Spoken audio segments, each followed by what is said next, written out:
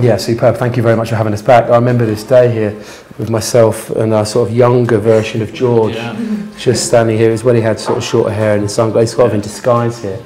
But no, it's nice to sort of be back in person. With the idea of permanently being a musician, you know, so it wasn't really it was more a kind of part-time musician, and since then, I don't know, we've sort of seen the world and we've been around and we've been living the lives of musicians for the last 8 years, you know. And yeah, fantastic. I don't know, sort of maybe always wanted to do that, I'm not sure.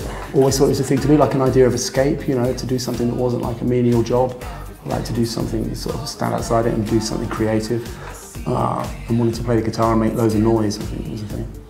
I think like we went from being a kind of performance group about like being like an expressionist kind of performance group, where like literally just like bleh, make loads of noise, throw everything at the wall and see what was good, to being like a production group. We went into being like used the studio as an instrument production group. You know, that's like the difference, that's sort of kind of what happened to us over a period of time.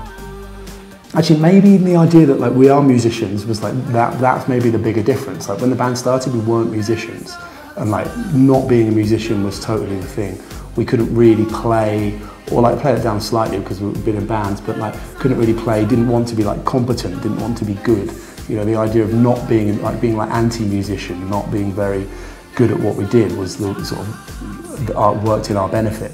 And then over a period of time, I think because people saw us as not being very good musicians, it was, oh, okay, well, we had to learn to be better musicians and learn to be a more sort of proficient group. Well, I just think the idea that we haven't been to Mexico for 7 years is mad, and given that we were first a band on MySpace, I think that was the place where first things started happening for us, so we were able to be international thanks to the internet immediately. We always knew that we had a really cool fan base here in Mexico, and we've always had contact with people in Mexico since day one of the group, and then only being here once, when we knew that we weren't doing very many more shows, we particularly asked our agent to make sure that we came back here to make sure that we got to kind of say goodbye and thank you.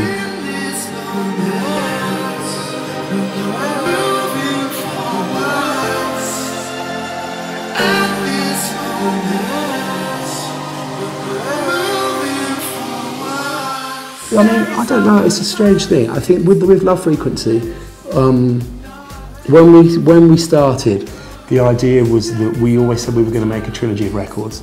We were going to make one about the past, one about the future, and one about the present.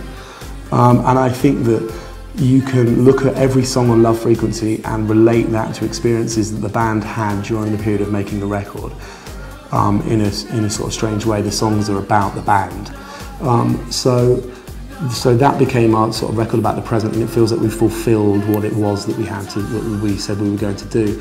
But talking about it amongst ourselves, you know, there's a chance we'd go back and make more music again in the future. It's just something we haven't talked about or decided as and when if we want that to happen or not.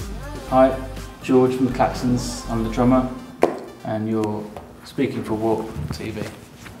See George on WARP TV. Peace.